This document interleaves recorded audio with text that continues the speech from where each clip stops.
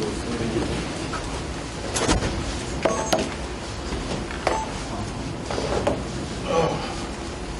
crowd today. Let me survey the land first. Hold on. Like that ethnicity. Picking up. Old faces. Like it. Thank you, Jesus. Let's go. Go ahead. Questions? Hey, Coach, Brian Howe from Golden Daily Camera. First off, I don't know if you just can't catch a break with the weather on these spring games or not. But, what was your thoughts on just not only, I heard you mention before the affecting the crowd, but the crowd, and also how your team handles the weather today? We are built to handle adversity. We give them messages on every day we practice, every day in the facility. We're trying to raise men that can handle adversity, that can handle the unexpected, and we already know what we had. That was just an opportunity for our fan base nationally to see us do some things that we really don't want to show you. So we kept everything really simplistic, and we just went out there. Thank God no one was injured, no one was hurt. I don't think anyone was just in the training room itself. We were just getting ice and getting their former injuries treated. But it was a good display of talent, I believe. Jake, go ahead. Sorry. Hey, Coach. Jake Schwartzstein. What's going on, Bubs? Not much. How you doing? Excellent. You guys have been dealing with some injuries and some portal turnover in that running back room. What do you see from Isaiah Harsh today? Isaiah is an athlete. This is a kid who came receiver, flipped over the defensive back because we were desolate at that position. He went back and blessed us and played running back for us and got it done. I mean, he's an athlete. He's a ball player. You're never going to see him late for anything. You're never going to see him uncommitted. You're never going to see him problems with grades. Yes, sir, no, sir type of guy, always on time. I love the young man. I really do. He went out there and displayed his versatility tremendously. I love what he brings to the table, offensively or defensively. Hi, Coach. I'm Mr. Tiger How you doing, sir? Sports. You've spoken really highly of Charlie Offerdahl. Yeah. What was that moment like for him? Wow. Teary-eyed. I mean, I was in there booing like I was part of the family, which I feel like I'm part of the family. He was raised correctly, wonderful mother and father who supported him 100% of the way. His brother is going to follow his footsteps with his toughness and physicality and stick-to-itness. 4.0 student, right? An honor roll student. Charlie is the prototype man. He's a man. I love what he stands for. I love who he is. I love what he's about. And we wanted to trick him, and I told him a couple of days ago I think he is going to win, Player of the Spring. And so that's the way we tricked him into bringing his parents over. And it was a tremendous moment, but it's nothing that we gave him. He took it. He flat out took it, and he earned it, and he deserved it. So God bless him. And I told him at the conclusion of the game, the rest of the team, that who's next? Which walk-on is next? Because we got room and we got time. Andrea Adelson, ESPN. You had a message from Miss Peggy saying we're going to try to get to a bowl game. We're going to get it. I don't think you're going to get it. Yeah, there you go. The progress that you've made this spring and the last year and a half that you've been here, where do you feel like that is, and what gives you the confidence to say we're going to get to that bowl game? The progress that we've made is another caliber player that's playing, a player that truly expects to go to the next level, meaning the NFL. They expect to be drafted Thursday, Friday, or today in the NFL and not free agency, although that's an avenue as well. These young men want to practice. They want to have each other's back. They want the physicality. They want all the smoke, so to speak. I love what we're building in this locker room, and if you're not a part of that thought process or that desire, you don't fit.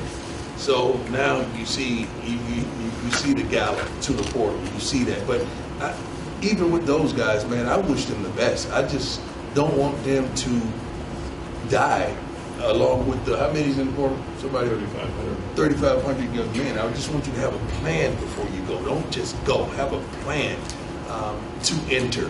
Prayerfully a relationship that we can help you with, so you can go to another school and have an opportunity to continue your dream. That's my problem with people who just jump in the portal. Just have a plan. Coach Troy Finnegan, CU Sports Report.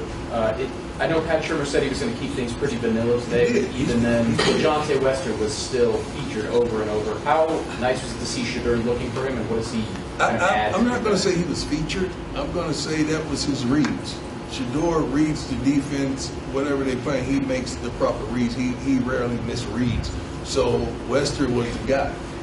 One day it may be Jimmy, one play it may be Jimmy, it may be Travis. You never know. We have a plethora of receivers and 4 more on their way that I cannot wait to see them even work together this summer. I can't wait till they're up under the same roof. It's going to be refreshing, it's going to be a blessing, and it's going to be, Shedeur is going to be the happiest young man in the building, I believe. Coach Prime, Alex Spears, my life, Sports Radio. I met you at the Super Bowl. I saw you walking around. We were out there, the our guys out there, shaking those guys.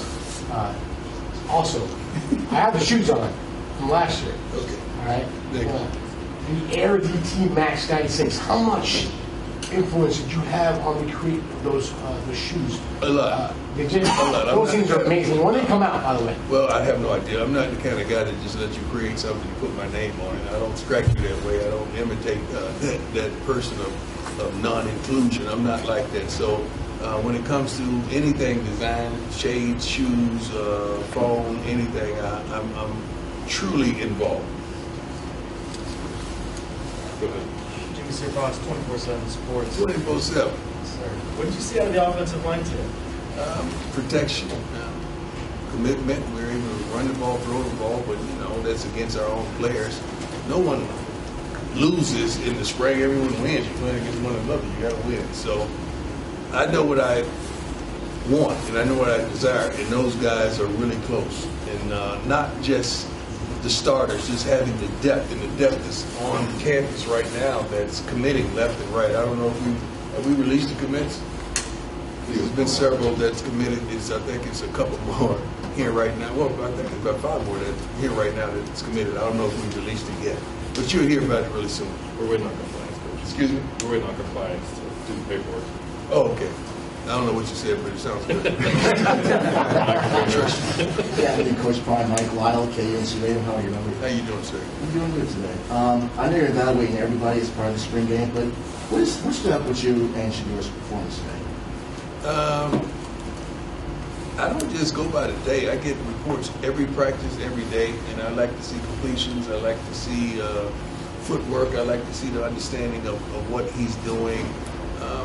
He's doing some tremendous things. Like sometimes we don't know stuff because I even jumped to a conclusion one time. Like, get rid of the ball, get rid of the ball. He said, we blew a route. Get rid of the ball, get rid of the ball. That wasn't a read. You just never know. So I learned to just shut up and wait till I understand the play. Like Pat was that, and he tells me what was going on, what was supposed to happen, and who didn't do what they were supposed to do. But the kid has a commitment to excellence. I think we had a quick walkthrough yesterday. He was out there throwing. After a quick walkthrough yesterday, that's just who he is, trying to get ready and prepared for today, because everything is now.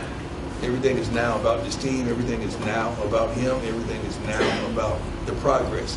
I just want to see him get it out of there and just take what they give you. I always say, take what they give you. Sometimes he wants the big play, like take what they give you. Sooner or later, we're going to run out of the field, and sooner or later, that means we're going to score.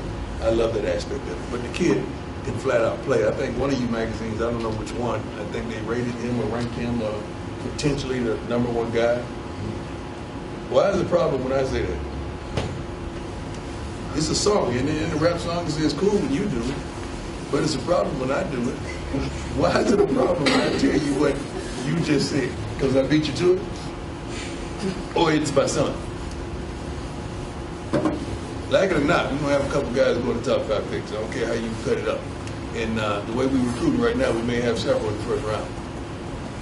Speaking of one of those top 5 picks, Travis has been moving inside. I'm sure you're moving around. Yeah, he's going to be moved around. As a corner, why is that so important for his own development moving forward? I don't think Travis really needs that type of development. Travis is going to excel at whatever you place him. He's that kind of kid. He has that kind of character. He's that kind of worker. He studies, he prepares. He loves the darn game of football. He loves to practice. He loves to play. You see him, time he's done with the darn offense, he's running over to the defense. I mean, who does that and don't ever complain? So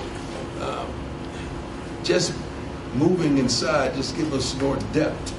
I don't know if he's going to start there.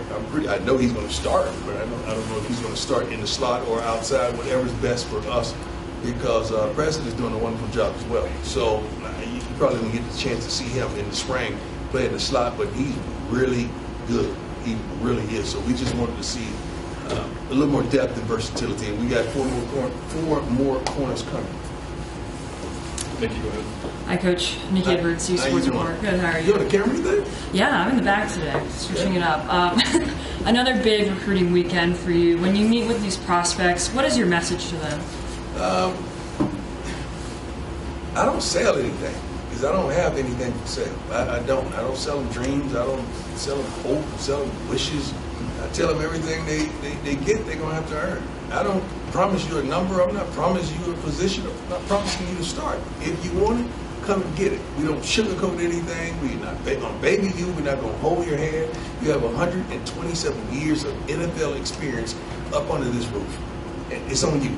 We are a tremendous navigational system to the game that you want to play. We know what we're doing. We know how to get there because we've been there, especially as a collective group. So it's sometimes the conversation gets repetitive, and I don't like that because it is what it is. If you want money, go to that department and talk about that, but I'm not the guy to talk about that. I want to talk football. So if it's a business deal, that's something else. I want you to come here for football. Now, once we get the football together, if the business works, let's do it. But don't come here for business, and then the secondary thought process is football. I'm a football coach, and I love the game. Now, what separates me from everyone else, I feel good right now. What separates me from everyone else is I've sat in 3 seats. I gave you a dramatic pause so you can follow me. I'm the parent, right? A couple kids in college football. I've been the kid, right? I'm a straight dog. Now I'm the coach. I know what the whole room's thinking. It's a tremendous advantage. And I absolutely love it. And we don't talk about any other university, any other college, any other coach. That's a rule here. We don't put anybody down to come up. Say love. Couple more, Brian, go ahead. Hey, Coach, Jeremiah Brownson. That was a viral moment for you, because I love you. Jeremiah Brownson was here for quite a while. Yeah. He made some plays up there. Yeah. Well, what's the process been like for him? Making that change from Jackson. Last year, not playing maybe as much as he did with Jackson, but what does he look like at this point in that process? Jeremiah had to decide what he wanted to be. At one point, he wanted to be an inside back. Then he wanted to be an outside guy, the pass rusher. Then he wanted to be an inside guy. Then he changed again to the outside guy. I think he's nailed down what he desires for himself, and that he can still get the same feeling coming in from the outside on blitzes.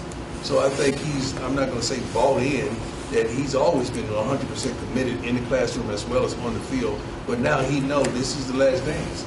We got to go. And I love his passion for the game. It's so funny. He got up and was talking junk after he made the tackle for loss, and I ran over to him. I said, "You still can't beat me fishing." I really said that. He said, "Yes, I can." So that's the kind of banter we have, because that's my opponent when it comes to fishing. Okay, Taylor, last one. Hey, Coach. How you doing, sir? How are you, sir? I'm glad you mentioned the recruiting a little bit. You talked about don't get your face on these mountains here. I mean, your long-term commitment here. That comes with winning. I Right. talked about winning. Right. But you got a handful of these kids from class of 25 now coming. Yeah. And more on the way. Right. And a lot of those moms and dads are here today. What do you say to those moms and dads and those kids? Because they're asking you, hey, are you going to be here for me year 2, year 3? And how do you assuage there? I tell them the truth. I tell them I'm a father, not a baby dad. I don't follow my kids. I pave roads for my kids. I build generational wealth for my kids.